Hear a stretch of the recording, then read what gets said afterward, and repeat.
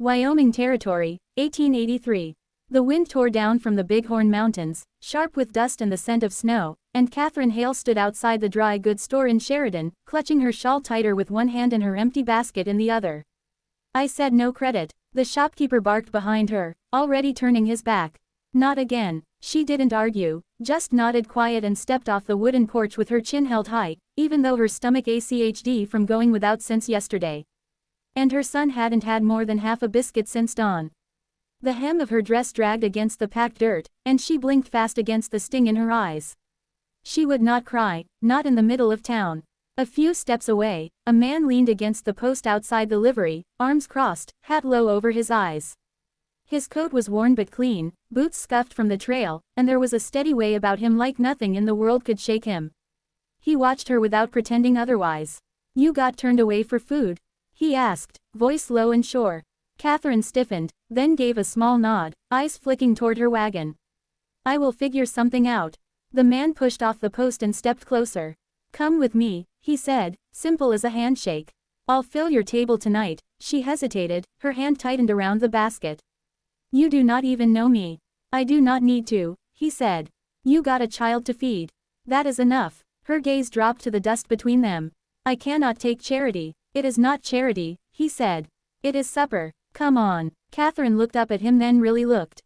He had kind eyes, a soft crease at the edge of his mouth like he had smiled once a long time ago and maybe forgot how. He was not young, but not old either. Mid-30s maybe. There was something deeply settled in him that made her feel steadier just standing near. She nodded. He gave a small nod back, then turned and led her across the street to where his horse waited hitched beside a muddy buckboard wagon. "Name is Silas Whitlow," he said, lifting the res. "You can ride up front or follow behind." "Catherine Hale," she said, climbing up. "My son is back at our place. It is just outside town by the creek." Silas flicked the reins. "Then that is where we will go." The ride was quiet, but not heavy, the kind of silence that left room for breathing. The wagon creaked along the dirt road as the sun dipped lower, painting the hills gold. Catherine watched his hands on the rein, strong, weathered, steady. She had not been around a man like that in a long time. They turned off the road and followed the creek until her small homestead came into view. The cabin was old, roof patched with tar paper and hope. A boy stood on the porch, barefoot and thin, watching them approach. "That your boy?" Silas asked. "Yes, his name is Micah. He is 7, Silas nodded once. "Look sharp." The wagon stopped and Catherine climbed down just as Micah ran to her. She caught him lifting him into a hug. "We have a guest," she said softly. "He's going to help us tonight." Micah looked up at Silas with wide eyes. "You got food?" Sela smiled. "I got more than that." "You like rabbit stew?" Micah grinned. "I do." Silas unloaded his supplies. Salt pork, beans, potatoes, flour, a good cut of venison wrapped in cloth. Catherine's breath caught at the sight of it all. She opened her mouth to say something, but Silas just looked at her and said, "Let's cook." The kitchen was small, but warm once the fire caught. Silas's worked easily, chopping vegetables while Catherine mixed flour and water for biscuits. Micah sat at the table, eyes wide with the smell of meat roasting. "You cook like a ranch wife," Catherine said after watching him for a bit. "I was raised on a ranch," he said.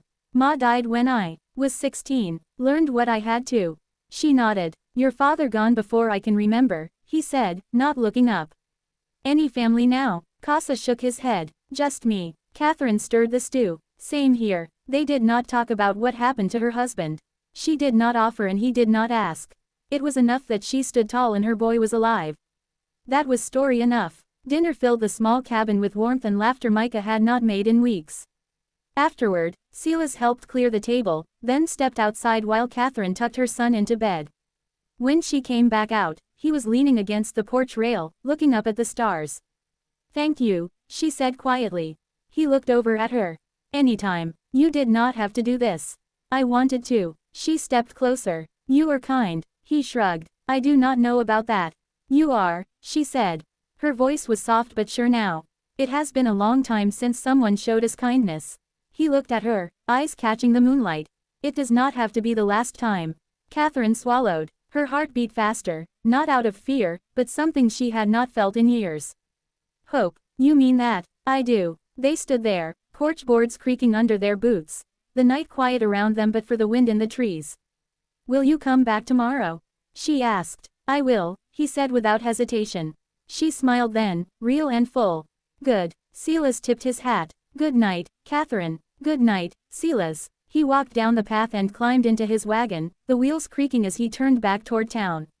But he looked back once just before the bend and saw her still standing there watching him go, waiting for him to return. The next morning brought frost on the window panes and a sky stray with pale rose. Catherine moved quietly through the cabin, laying another log on the fire and setting oats to boil. Micah stirred but didn't wake. She wrapped her shawl close and stepped onto the porch, the cold biting but not unkind. A single set of hoofprints tracked up the lane. She studied them without touching them, the way a person might study a letter they didn't dare open. She didn't know what to expect, only that she hoped for it more than she dared say aloud. By mid-morning she heard hooves again, slower this time, deliberate against the frozen ground. She wiped her hands on her apron, heart steady but full. Silas rode in without hurry. His coat was buttoned high, collar turned up against the wind. He dismounted and tied the res to the post, his eyes meeting hers like a question already answered. "You find your way all right?" she asked, brushing her palms together. "I did," he said. "Roads rougher past the creek, but the horse didn't mind." She stepped aside from the door. "Come in if you're not in a rush." "Not in any particular one," he said, and followed her inside, removing his hat and setting it gently near the hearth. Micah, now awake, watched him from his corner with cautious interest. "You remember Mr. Whitlow?" Catherine asked. "Yes, ma'am," Micah said, sitting up straighter. Silas gave a slow nod. "Morning, son. You help your mama with the chores." Micah looked to Catherine then back. "I carry wood, feed the hens, too." "That's good work," Silas said, voice easy, not patronizing. "Cabin this size doesn't run by itself." Catherine poured hot water into a basin. "There's fence down out back. A deer got through last week.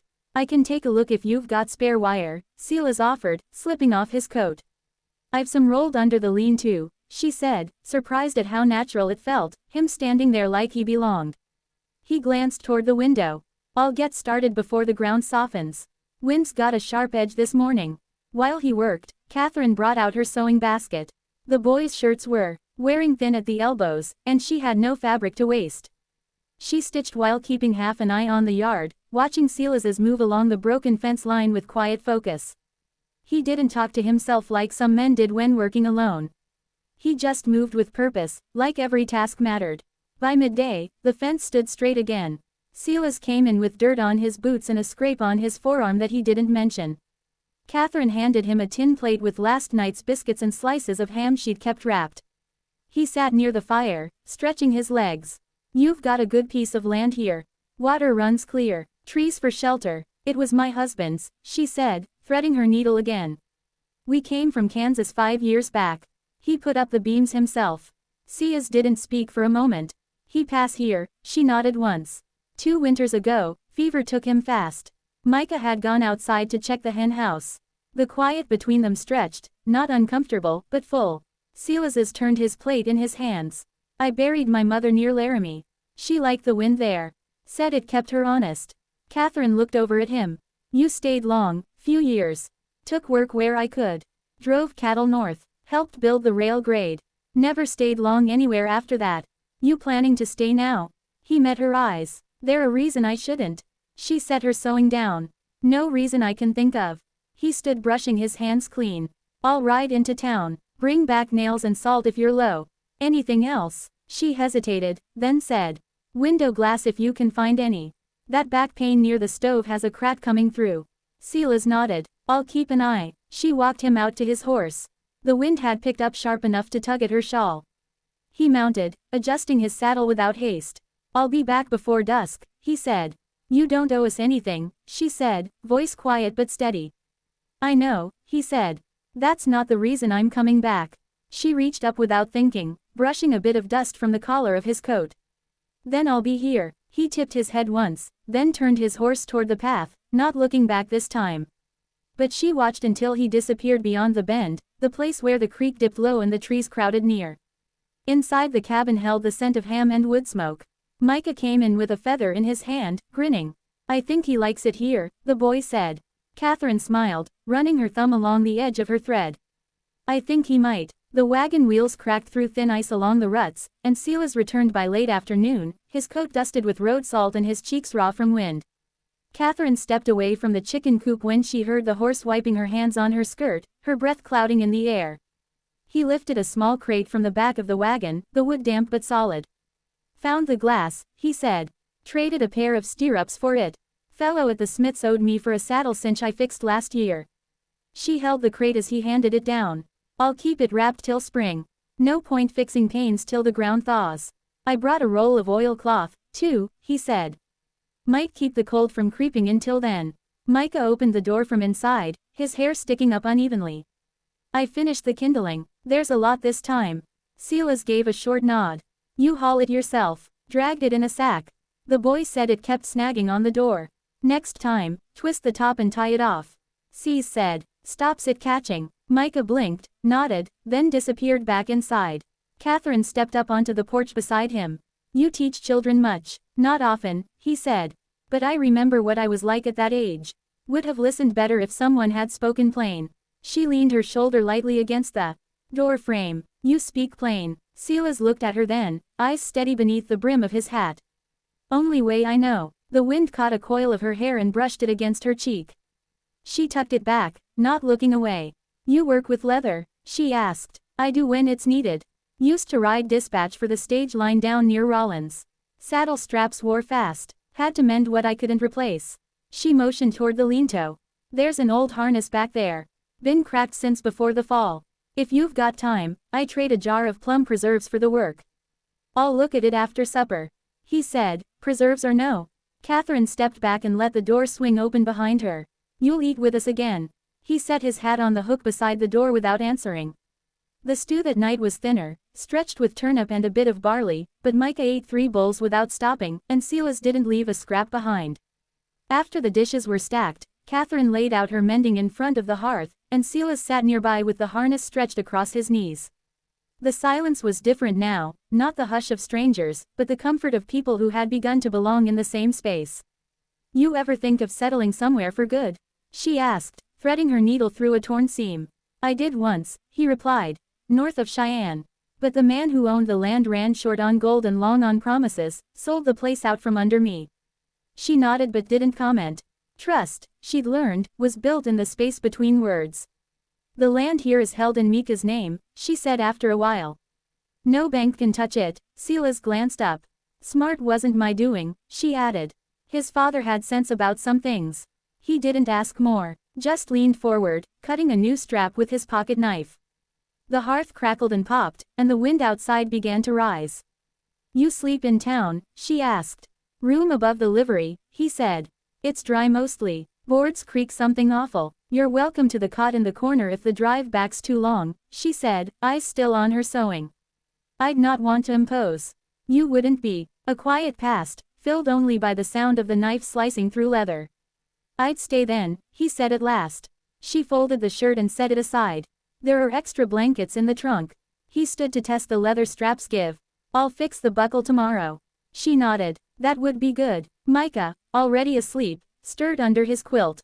The night had turned, cold wind pressing against the cabin walls like breath. Silas laid the harness carefully on the table and moved toward the cot.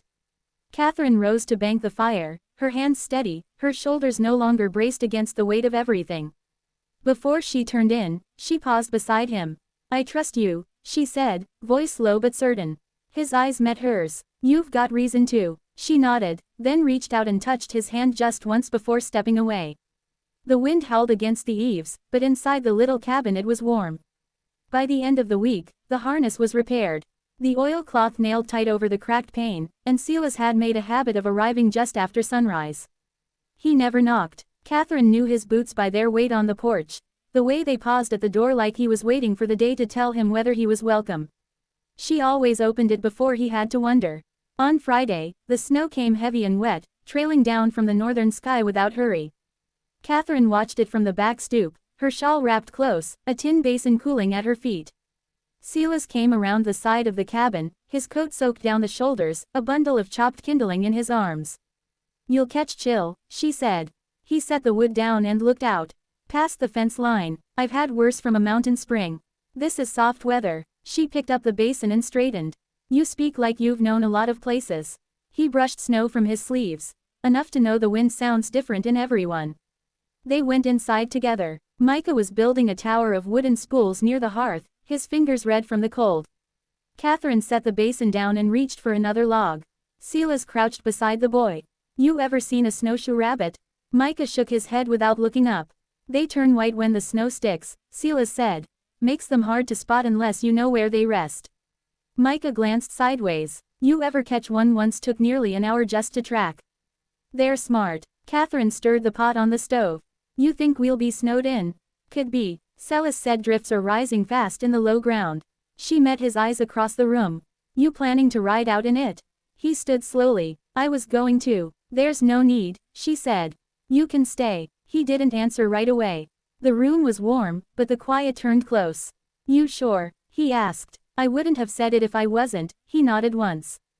That night they ate by lamplight. The stew wasn't much, but Catherine had found dried sage tucked at the back of the cupboard, and it gave the broth something new. After Micah went to sleep, Salasa stayed by the fire, his legs stretched long, hands folded loose in his lap. Catherine folded laundry nearby, her fingers moving slow over a worn pair of trousers. She didn't look at him when she spoke. You ever think about what comes next? Kless shifted slightly, not in the way most folks do. What way then? I don't make plans past the next sunrise. Keeps the ground steadier under me. She folded another shirt. You ever want something steadier than that? He leaned forward, resting his elbows on his knees. I might if it came quiet and certain if it didn't ask for more than I had to give. She turned toward him. Do you think you found that here? He didn't answer at once. The fire cracked and outside the snow whispered against the windows. I think I found something, he said. Still learning the shape of it, she walked over and sat across from him, close enough to feel the warmth off his shoulders. There's room here, she said. For someone who works hard and keeps his word. His eyes met hers, and for someone who's made mistakes we all have, she said. It's what we do after that counts. He reached out then slowly and touched her hand. Just the edge of his fingers against hers like someone easing a door open without forcing it. She didn't pull away. The firelight made their shadows long across the floor. Snow kept falling outside, thick and certain, burying the road to town. But inside the cabin, the quiet wasn't empty anymore. It was waiting. The storm held for 2 more days. Snow drifted high along the fence posts and buried the wagon wheels. The wind quieted by Sunday, leaving the land blanketed in a hush so deep it felt like the world had been reset. Inside the cabin, Catherine kneaded bread dough on the table. Her sleeves rolled to the elbow, flour softening the lines of her hands. Silas split logs near the hearth, stacking them neatly beside the stove. The room was warm, the kind of warmth that came from steady hands and shared work. Micah sat cross-legged near the fire, carving a stick Silas had helped him whittle clean the day before. He worked with careful focus, his brow furrowed in concentration. You always this quiet when the weather lets up? Silas asked, brushing wood dust from his palms. Catherine glanced up from the dough. I listen better when the world stops shouting. He leaned a shoulder against the wall. Then you've been listening a long time. She shaped the dough into 2 small loaves without speaking. After a moment, she said, you ever think about building something again? Not a place, a life. He crossed the room slowly, his steps soundless over the worn boards. I've thought about it more in the last few days than I have in years. She set the loaves aside to rise and wiped her hands clean. What stopped you before? He looked at the window, where frost curled like lace along the corners of the glass. I never found a place that felt worth staying for. Micah stood from the hearth and held up the carved stick. It's a bird now. Silas took it, turning it gently in his fingers. You gave it wings. You did that right. Catherine watched them, heart heavy in a way that wasn't sorrow anymore, just full. He's taken to you. Silas met her eyes. I've never had cause to stay in one place, but I see reason now. More than one. She stepped toward him, close enough to smell the cedar smoke clinging to his shirt. There's room here, not just in the cabin. He reached for